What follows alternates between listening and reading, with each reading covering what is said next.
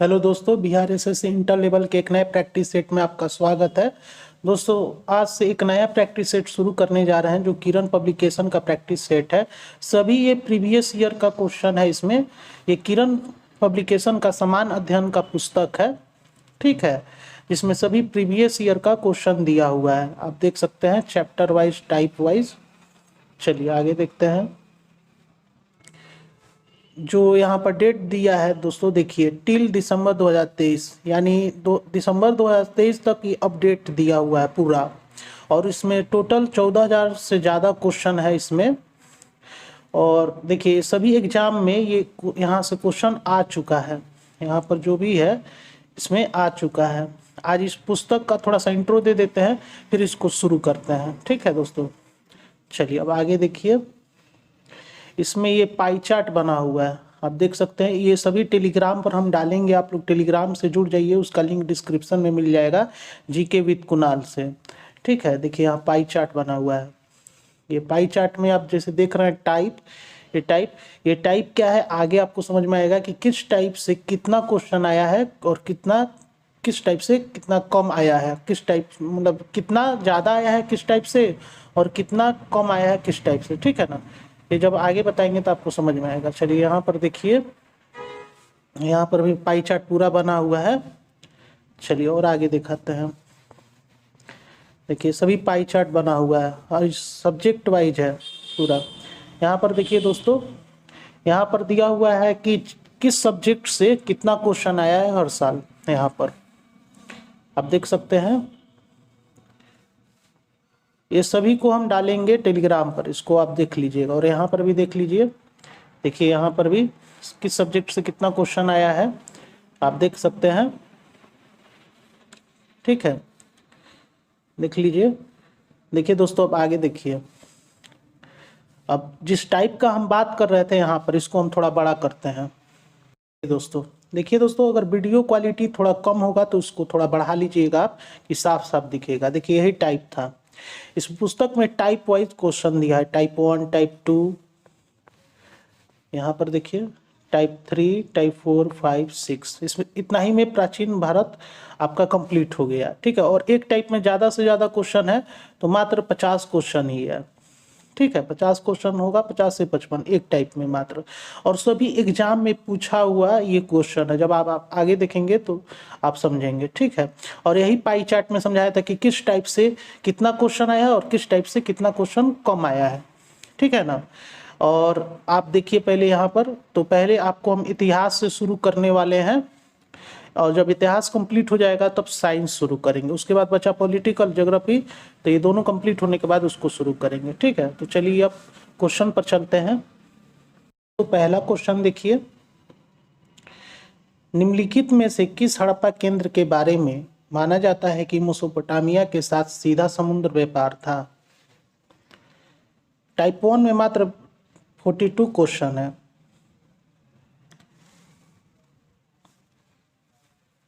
इसका आंसर हो जाएगा 2, लोथल। इसका आंसर हो जाएगा लोथल। आप देख सकते हैं जितना भी क्वेश्चन हम इसमें बताने वाले हैं दोस्तों, सभी एसएससी के एग्जाम में आ चुका है।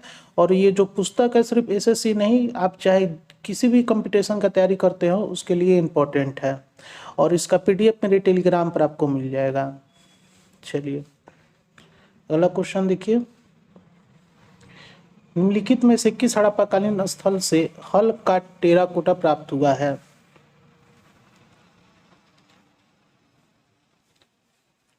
इसका आंसर हो जाएगा 2, बनावली दोस्तों। और इसका जो विश्लेषण है 1 से लेकर टोटल 42 तक का विश्लेषण है, और उसको भी हम टेलीग्राम पर डालेंगे, ठीक है। चलिए अगला क्वेश्चन देखिए, निम्न में से किस हड़प्पाकालीन स्थल से एक युग्म सावधान मिला था।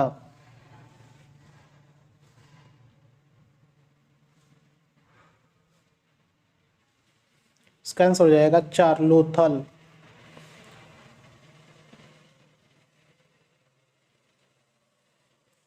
चलिए अगला क्वेश्चन देखिए, सिंधु घाटी 4 बड़ी प्राचीन शहरी सभ्यताओं का गृह था। निम्नलिखित में से कौन सा उसमें से एक नहीं है।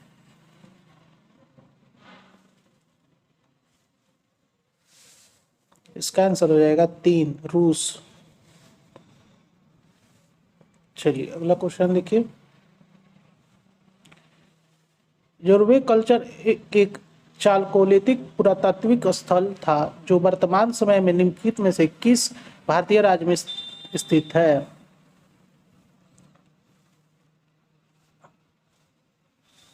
इसका आंसर हो जाएगा 2 महाराष्ट्र में। चलिए अगला क्वेश्चन देखिए।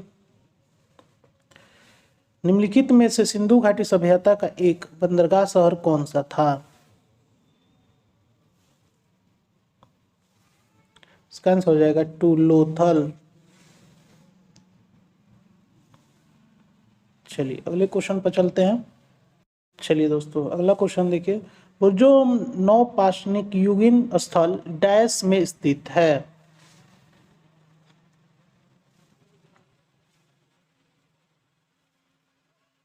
इसका आंसर हो जाएगा 4 जम्मू और कश्मीर में। चलिए अगला क्वेश्चन देखिए। निम्नलिखित में से किस हड़प्पाकालीन स्थल से जुताई वाले क्षेत्र के साक्ष्य मिले हैं?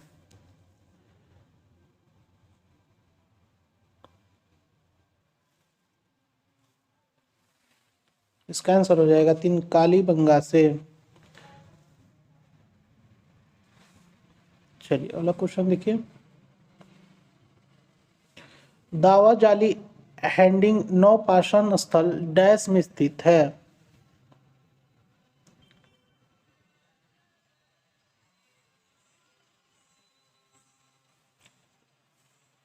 इसका आंसर हो जाएगा 2 असम में।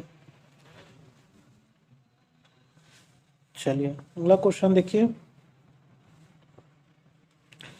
डैश महाकल्प को स्तनधारियों का महाकल्प के भी रूप में जाना जाता है? ये सभी एग्जाम में पूछा हुआ क्वेश्चन है दोस्तों।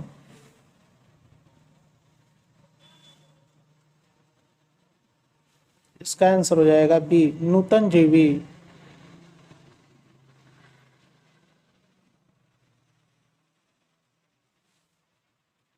चलिए अगला क्वेश्चन देखिए। निम्नलिखित में से किस पुरातात्विक स्थल पर गर्त आवासों का प्रमाण है?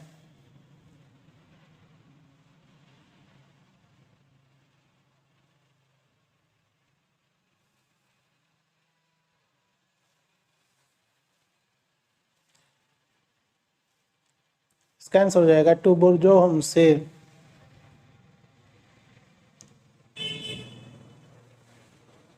चलिए अगला क्वेश्चन देखिए। पाकिस्तान के किस प्रांत में प्राचीन सभ्यता का स्थल मोहनजोदड़ो स्थित है?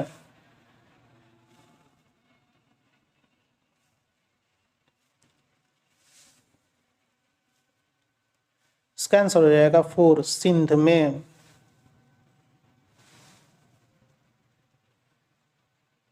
चलिए अगले क्वेश्चन पर चलते हैं। अगला क्वेश्चन देखिए 13 नंबर। भारत में वैदिक सभ्यता डैश नदी के किनारे विकसित हुई थी?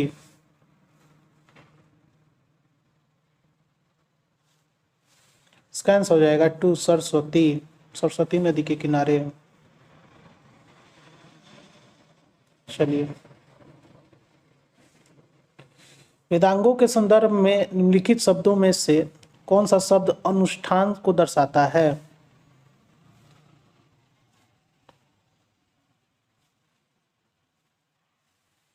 इसका आंसर हो जाएगा 2 कल्प।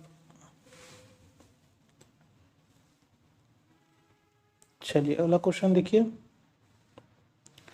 निम्नलिखित में से किस नदी को वैदिक काल में पुरुषनी के नाम से जाना जाता था?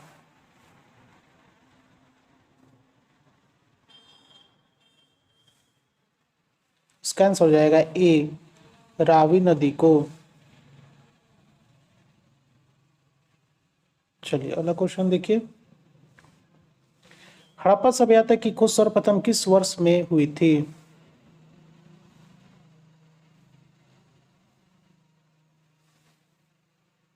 इसका आंसर हो जाएगा 3 1921 में। चलिए अगला क्वेश्चन देखिए। निम्न में से कौन सा राजस्थान राज्य में स्थित एक परिपक्व चरण हड़प्पा स्थल है?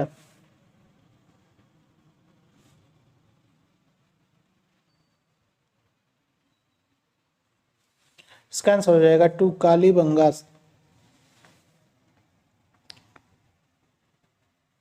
चलिए दोस्तों, अगला क्वेश्चन देखिए। ऋग्वेद को डैश पुस्तक या मंडलों में विभाजित किया गया है?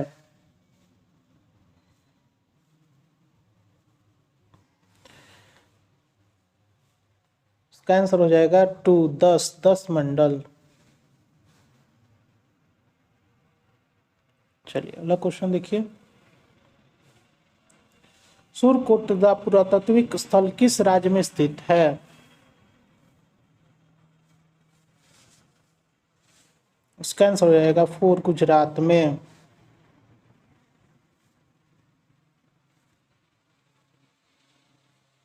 चलिए अगले क्वेश्चन पर चलते हैं। क्वेश्चन देखिए। एक व्यक्ति का वैदिक दृष्टिकोण और समाज से उसका संबंध जीवन के 4 उद्देश्यों से निर्धारित होता है। निम्न में से कौन सा इन उद्देश्यों में से एक नहीं है?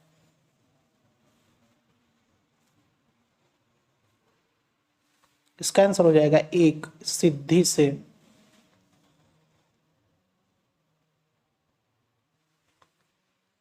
चलिए अगला क्वेश्चन देखिए। वैदिक ऋचाओं के मुख्य संग्रह को डैश कहा जाता है?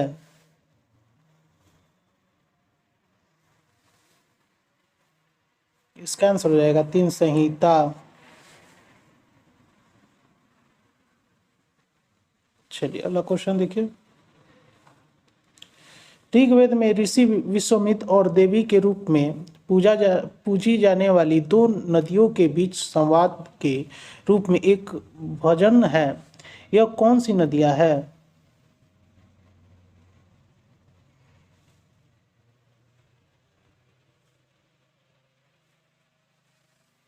इसका आंसर हो जाएगा 4, ब्यास और सतलज।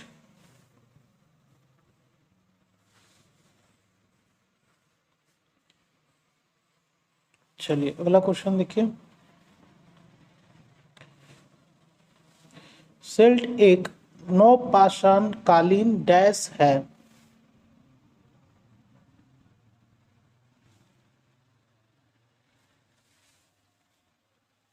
इसका आंसर हो जाएगा 3, एक उपकरण है।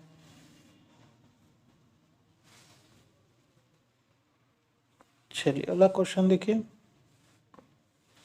निम्नलिखित में से कौन सा वेदांग नहीं है?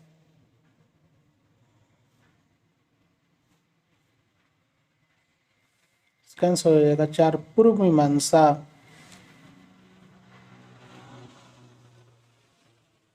चलिए अगला क्वेश्चन देखिए। वैदिक भजनों या मंत्रों के संग्रह को डैश कहा जाता है?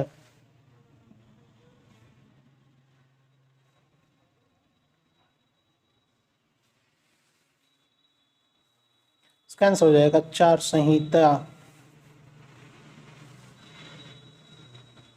चलिए अगला क्वेश्चन देखिए। मेहरगढ़ नवपाषाण काल की बस्ती पाकिस्तान के डैश प्रांत में स्थित है?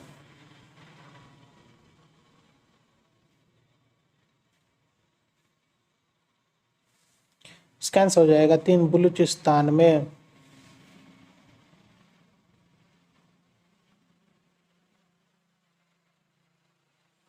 चलिए अगला क्वेश्चन देखिए। कार्बन काल निर्धारण का क्या अर्थ है? देखिए दोस्तों, एक ऑप्शन यहाँ है, 3 ऑप्शन ऊपर है, पहले इसको देख लीजिए फिर उस ऑप्शन पर भी चलते हैं। चलिए उस ऑप्शन पर भी चलते हैं। देखिए दोस्तों, 27 नंबर का यहाँ 3 ऑप्शन यहाँ पर है और इसी में आंसर है। देखिए दोस्तों, इसका आंसर हो जाएगा दोस्तों 3 नंबर। बहुत पुरानी वस्तुओं में कार्बन के विभिन्न रूपों की मात्रा को माप कर उनकी आयु की गणना करने की विधि।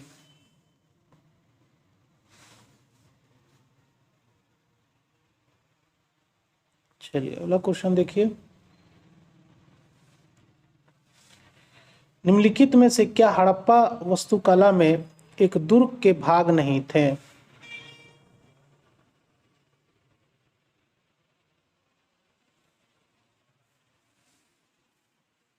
इसका आंसर हो जाएगा 4, जनता के लिए आवासीय भवन।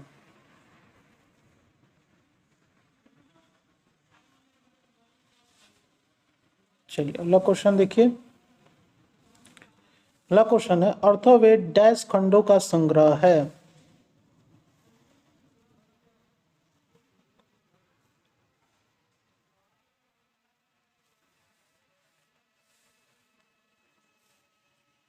इसका आंसर हो जाएगा 1, 20 खंडों का संग्रह है। चलिए अगला क्वेश्चन देखिए। हड़प्पा के लोग भारत में वर्तमान डैश से सोना लाते थे।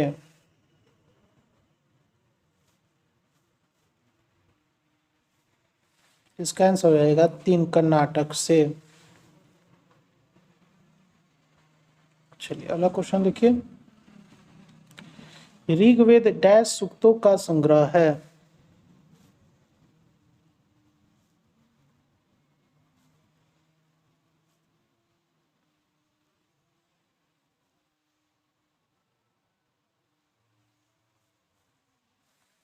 इसका आंसर हो जाएगा 1, 1028 सूक्तों का संग्रह है।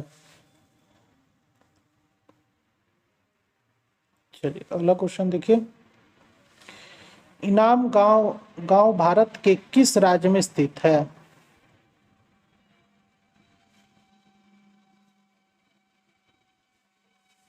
इसका आंसर हो जाएगा 2, महाराष्ट्र में।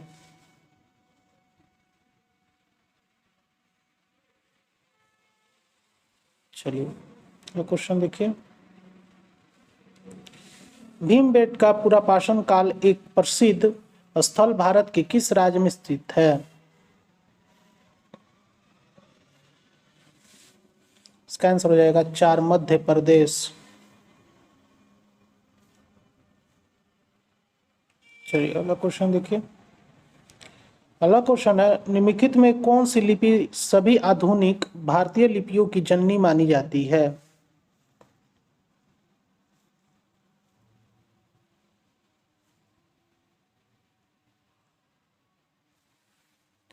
इसका आंसर हो जाएगा 2, ब्राह्मणी।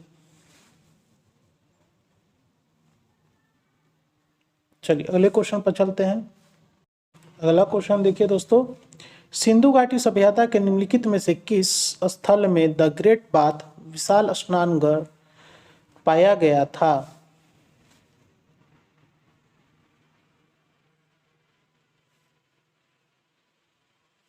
इसका आंसर हो जाएगा 4, मोहनजोदड़ो।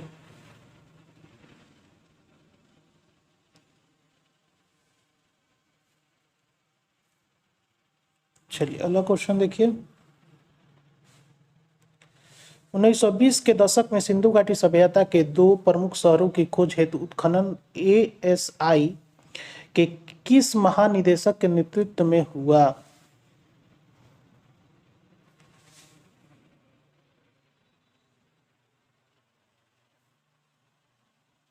इसका आंसर हो जाएगा 2, जॉन हैविट मार्शल।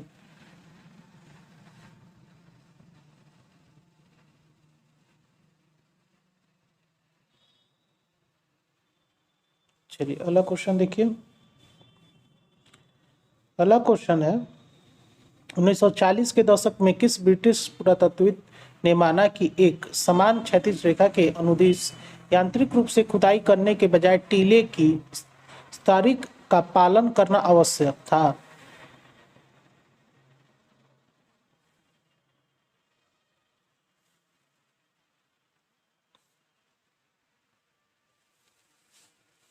इसका आंसर हो जाएगा 1, RIM व्हीलर।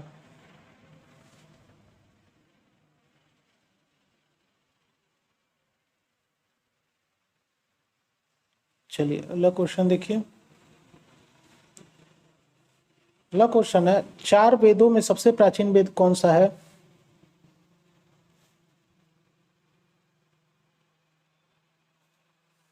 इसका आंसर हो जाएगा 2, ऋग्वेद। चलिए अगला क्वेश्चन देखिए। निम्नलिखित में किस हड़प्पा स्थल पर गोदी खाना था। गोदी खाना यानी गोदीबाड़ा यानी बंदरगाह।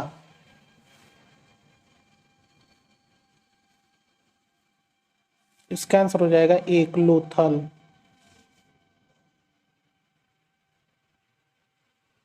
चलिए अगला क्वेश्चन देखिए, निम्नलिखित में कौन सा प्राचीन स्थल भारत में स्थित नहीं है?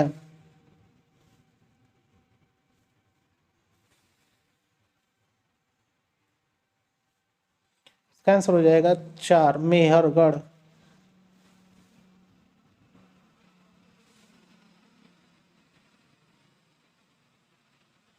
चलिए अगला क्वेश्चन देखिए, वैदिक आर्य सप्त सिंधु नामक क्षेत्र में रहते थे, जिसका अर्थ 7 नदियों द्वारा अपवाहित क्षेत्र है। 7 नदियों में से एक झेलम नदी है, इसका प्राचीन नाम क्या था? झेलम नदी का प्राचीन नाम पूछ रहा है।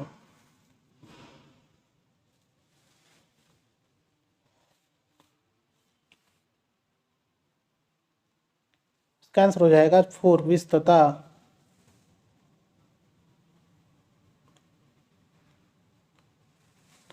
चलिए और अगले क्वेश्चन पर चलते हैं। देखिए दोस्तों, और ये अंतिम क्वेश्चन है टाइप 1 का, ये अंतिम क्वेश्चन। एक टाइप में मात्र 42 क्वेश्चन ही था, आपको बताए हैं। देखिए, हड़प्पा सभ्यता की जल निकासी व्यवस्था के संबंध में दिए गए कथनों के आधार पर सही विकल्प का चयन कीजिए। मतलब कथन 1 और कथन 2 को देखना है, ठीक है। अब चलिए देखते हैं कथन 1। देखिए, हड़प्पा के अधिकांश शहरों में घरों के बाहर खुली जल निकासी व्यवस्था थी। कथन 2 देखिए, हड़प्पा सभ्यता में जल और अपशिष्ट घरों के बाहर स्थित नालियों से निकलकर मुख्य भूमिगत नाली में चला जाता था। ये पहले देख लीजिए, उसके बाद इसका आंसर बताते हैं।